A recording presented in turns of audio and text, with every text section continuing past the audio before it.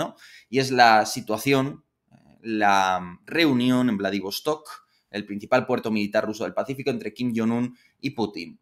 Como ya comentamos en otra ocasión, se han reunido ya los ministros de defensa, se han mantenido, por tanto, esos contactos ya a un nivel técnico elevado, y ahora solo falta realmente que los líderes políticos, creo yo, apunten, alcancen un acuerdo más concreto y le den el placet político, el visto bueno político, que es fundamental para llevarlo a cabo. Hay distintas posibilidades. Nos apuntan que Corea del Norte entregará grandes cantidades de munición de artillería. Esto es lo que seguro quiere Rusia de Corea del Norte, pero la cuestión es cuál es la contrapartida de Rusia. Rusia puede entregar materias primas a Corea del Norte, que es un país muy aislado, que no tiene divisas para comprarlos, por tanto podría percibir así un pago en especie. Corea del Norte puede percibir simplemente dinero, ahí tendrían que acordar en qué moneda se realizarían los pagos, pero desde luego para un estado tan aislado, pues nuevamente el dinero y la gran cantidad de dinero que entraría a través de Rusia es muy importante. Y en tercer lugar, pero no por ello menos importante, están determinadas tecnologías militares que Corea del Norte requiere, y en particular aquellas relacionadas con su programa nuclear. Es decir, estamos hablando de cabezas nucleares, estamos hablando de vectores de lanzamiento, estamos hablando de plataformas para transportar esos vectores.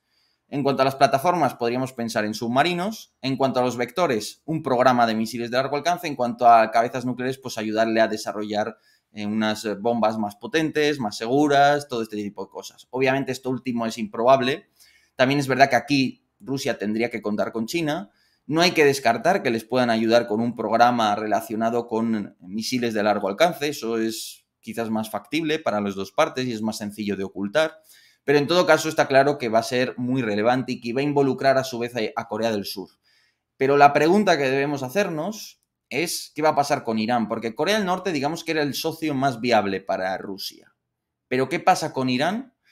¿Y qué pasa con China? En primer lugar, Irán. Irán, todos sabemos que en la medida en la que se involucre con Rusia, Israel se involucrará con Ucrania. Y esto tampoco lo desea Rusia. Entonces, ahí tienen que medir. Pero desde luego la cooperación irano-rusa va a ir a más. Y luego la otra cuestión es el otro gran socio con una industria capaz de apoyar realmente a Rusia es China. Y China recientemente se la ha visto probando esto de aquí.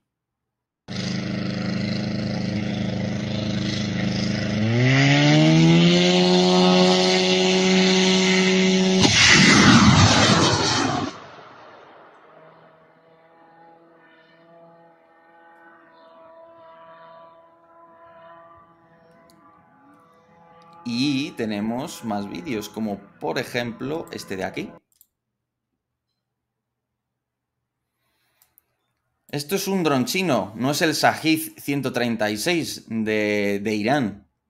Y es curioso que China de repente esté desarrollando más este tipo de aparatos. Lo cierto es que China ya copió el dron Harpy de Israel, que está muy inspirado, muy similar a este tipo de armas, y lo hizo ya hace varias décadas. Es decir, que es un tipo de arma que tampoco es que sea novedoso en China, pero es curioso porque se presentó en el foro Armia 2023 en Rusia.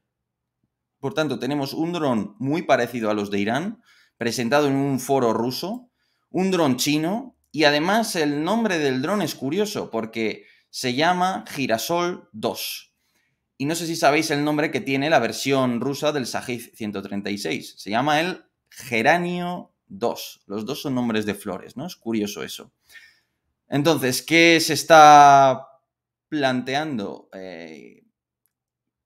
¿O qué puede ser una idea sugerente? Simplemente especulando ciertamente, porque no hay ninguna información concreta a este respecto, pero que de alguna manera China se implique a través de los diseños iraníes en la entrega de armamento a Rusia. Y recordemos sobre todo que China lo que puede ofrecerle a Rusia es su microelectrónica. Entonces, ahí tenemos pues, un riesgo importante. Bien, esto en cuanto a la visita de Kim Jong-un y la situación en China.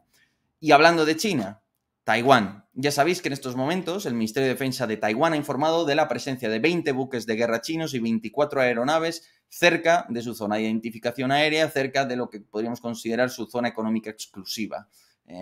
Si lo consideráramos un estado que ya sabéis que internacionalmente no se le suele reconocer, por así decirlo. La cuestión aquí es clara, los chinos además están movilizando fuerzas mecanizadas junto a la costa, sus divisiones de asalto anfibio. Entonces, todo esto es parte de esos ejercicios de guerra habitualmente realizados por China, que suponen un mensaje político en todos los sentidos, de medios y de voluntad, es decir, puedo desplegar mis tropas, puedo atacar y estoy dispuesto a hacerlo, y que de paso sirven para obtener información sobre la defensa taiwanesa. ¿Cuánto tardan en reaccionar? ¿Cuánto tardan en hacer un ejercicio de tipo scramble y poner unos cazas en el aire? Y además es otra manera de someterles a un esfuerzo humano y material enorme, porque si cada día tengo que estar haciendo scrambles, varios de ellos, para que mis pilotos salgan a interceptar aviones chinos, mis máquinas se desgastan, mis pilotos se desgastan, son horas que no tienen de adiestramiento de combate, por ejemplo, son horas en las que los chinos pueden estar observando cómo reacciono, dónde escondo mis aviones, qué radares tengo encendidos, bueno, todo este tipo de cosas, ¿no? Como se comprenderá, es una cosa de cierta relevancia.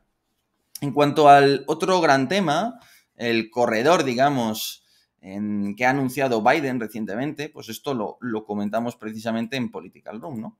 Como es natural. Ahí lo tenéis. Bueno, este es el artículo de Telefónica, por cierto, pero bueno, sobre todo, lo relevante está aquí. Esto es.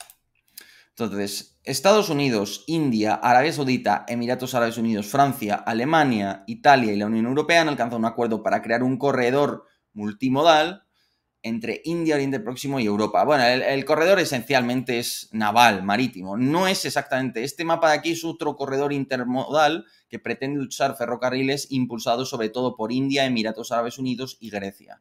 Ya sabéis que Emiratos Árabes Unidos tiene una política peculiar respecto a India, porque es de los pocos países musulmanes que reconoce Cachemira como parte de la India y no como un territorio ocupado que pertenece a Pakistán. Los países musulmanes apoyan a Pakistán normalmente en esto. Claro, Emiratos Árabes Unidos, cuando era colonia británica, igual, un protectorado británico técnicamente, igual que lo era India, pues estableció unas relaciones muy fluidas y además el país es un proveedor de mano de obra de migración tremendo. Entonces, Emiratos e India siempre han tenido buenas relaciones y luego a raíz de la pugna con Turquía que se produjo en torno a 2020 con la situación en Libia y todo eso, crearon una cierta asociación, sobre todo Emiratos, con Grecia, ¿no? Para hacer de tapón ante Turquía y de ahí pues este tipo de iniciativas, ¿no? Que además supondrían pues como una manera de enjuagar los acuerdos de Abraham, ¿no? De mejorarlos, puesto que ese ferrocarril iría hasta Jordania e Israel, ¿no? Por tanto, nuevas conexiones fruto de nuevas alianzas. Y es importante porque esto, y la iniciativa anunciada por Estados Unidos, no es más que, en el fondo, una manera de hacer una contraconexión, como me gusta decirlo a mí. Bueno, el libro ya lo he enviado y saldrá en febrero, pero bueno, justamente me alegra porque veo que coincide con este tipo de eventos, ¿no? Entonces se trata en esencia de crear tus propias conexiones y de generarlas de tal manera que, digamos, tú obtengas el control y la influencia a través de la creación de las mismas. Para Estados Unidos es muy difícil establecer un competidor a todo lo que viene siendo el complejo de la nueva ruta de la seda, efectuado por China. Es muy caro, hay muchos países involucrados, es una manera de conectar Eurasia y ya está en marcha. Entonces, aún así, esta iniciativa más limitada, también importante, sí que sirve a Estados Unidos para intentar cohesionar un poco su red de alianzas y para intentar generar pues esas nuevas conexiones no tan dominadas a iniciativa de China, ¿no? Entonces es en esa dinámica, yo creo en ese marco en el que lo tenemos que leer, ¿no? Es una contraconexión, ¿no? A la nueva ruta de la seda. Esto en cuanto a los corredores, que ya sabéis que siempre han sido fuentes de riqueza y están ligados tanto a las rutas navales como a las de los cables submarinos de Internet y a otros tipos de infraestructuras relacionadas con la energía, por ejemplo. En cuanto a la situación en Níger, muchos os preguntaréis, bueno, pues os voy a poner ahora mismo este mapa, a ver qué os parece. Vale.